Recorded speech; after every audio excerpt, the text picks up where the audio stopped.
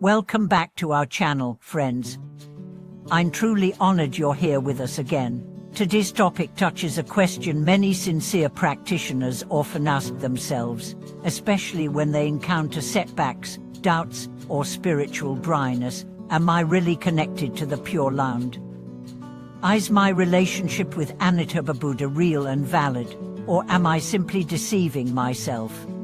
If you've ever wondered whether you're cut out for rebirth in the Western Pure Land, or whether you've missed your chance due to your past, lack of discipline, or weak faith, then stay with me, because today, we are going to reveal a liberating truth that might change how you see your entire path.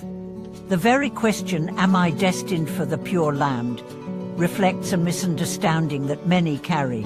We assume that connection to the Pure Land is predetermined, or reserved for the few who appear pious or spiritually gifted. But what if I told you that the decision is, and has always been, in your own hands? Let me take you into one of the most profound teachings from the Tiantai tradition. One thought determines one realm. This teaching shows us that every thought we have is not idle or without consequence. Every mental motion, every whisper of intention, aligns us with a specific realm, be it one of suffering, delusion, joy, or awakening. The Pure Land is not a place light years away, accessible only to saints. It's a dimension aligned with a certain quality of mind, faith, aspiration, and the act of calling the Buddha's name. So if you've ever wondered why some people tear up at a single chant of Amitabha's name while others chant for decades without feeling anything, the answer is in the heart, not the ritual.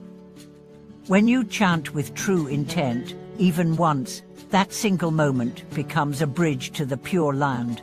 You are not just uttering a nay, you are resonating with a Buddha whose vows encompass all beings, including you.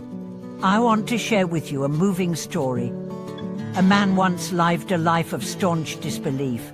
A devout atheist, he mocked spiritual beliefs and considered religion a crutch, but everything changed after a life-threatening car accident.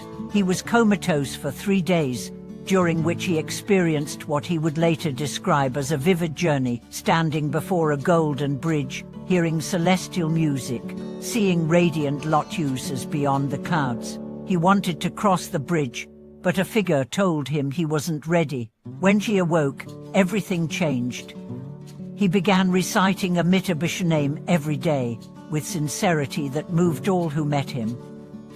For the rest of his life, he lived with a sense of purpose and joy unknown to him before that dream. This wasn't a fantasy, it was his mind aligning with the truth of the Dharma, the Pure Land, manifesting in a moment of spiritual awakening. And here's what's so incredible. The Pure Land connection doesn't depend on how much scripture you've memorized or how flawlessly you've lived. The gate to the Pure Land is opened not by spiritual performance, but by sincerity. Amitabha Buddha's vows are universal, they do not exclude. The Buddha made it clear in his 18th vow, if any being sincerely chants his name even 10 times, he will ensure their rebirth, provided there is no doubt. Not if they are monks, not if they are scholars. Anyone.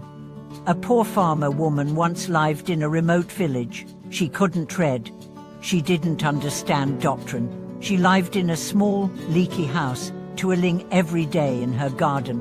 But every morning, without fail, she would kneel before a simple image of the Buddha and recite his name. Namo Amitabha, Namo Amitabha. It was all she knew. She didn't talk about it. She didn't seek recognition. But when she died, the people in her village reported seeing an unearthly glow around her body. Some said the scent of lotuses lingered for hours. That was not a myth. That was faith made real. She didn't know the theories of rebirth or karma, but she knew how to believe, and sometimes that is the highest form of knowledge. So, if you are wondering whether you're destined for the Pure Land, stop asking and start affirming. It's not about deserving, it's about deciding. Faith isn't a reward, it's a choice. It's not something given, it's something activated. There's a beautiful line that says, true belief precedes understanding. You don't believe in the Pure Land because you understand it. You understand the Pure Land because you believe in it. This is the paradox and the truth. Faith opens the heart, then wisdom follows. You might think, but I've made so many mistakes. I've lived selfishly. My heart is impure. That's exactly why Amitabha is so precious. He knew that people like us, flawed, lost, doubting, would need a path that is simple, direct, and effective. He vowed that if even the lowest among us called his name with sincerity, he would be there. That's not idealism. That's the foundation of the Pure Land path. Think of it this way. A child falls into a deep well. He cannot climb out. He cannot even see the sky. All he can do is cry. The mother, hearing his cry, throws down a rope and pulls him up. She doesn't lecture him. She doesn't wait for him to learn rope techniques. She responds to the cry. In the same way, Amitabha responds not to our perfection, but to our cry for help. Faith is the cry. The name is the robe. So let me ask you again, are you really without a connection to the Pure Land? Or have you simply not called out sincerely? Because the moment you call, the connection is already there. And don't worry if you don't feel anything at first. Seeds do not sprout the moment they are planted. The field must be watered, the soul warmed. But each chant, each intention, is a drop of water on the seed of your rebirth. You may feel nothing now, but one day, in a dream, or in your final moments, or during a simple walk, you may suddenly see the golden light, hear the music of the lotus realm, and know it has always been with you. There is no hierarchy in the Pure Land.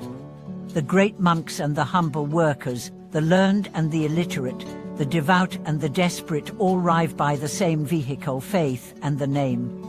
So do not ask whether you are good enough. Ask only whether you are sincere. Before we close, I want to leave you with this personal thought. There was a time I felt completely disconnected. Despite my chanting, I felt dry, mechanical, uninspired. I questioned whether I was worthy. But one day, after chanting with a group of elders, I saw tears in the eyes of a quiet man who barely spoke. I asked him why he cried. He said, "Every time I say the name, I feel the Buddha coming closer." That was it.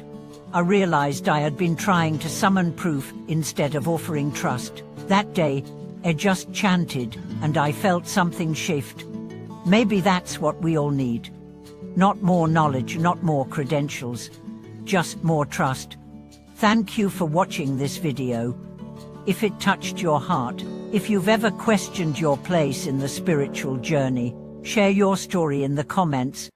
Let's remind each other that we are never too far from the Pure Land. We only need to turn. Don't forget to subscribe, like, and share this video. It helps us grow and brings this message to those who may need it most. See you in the next one.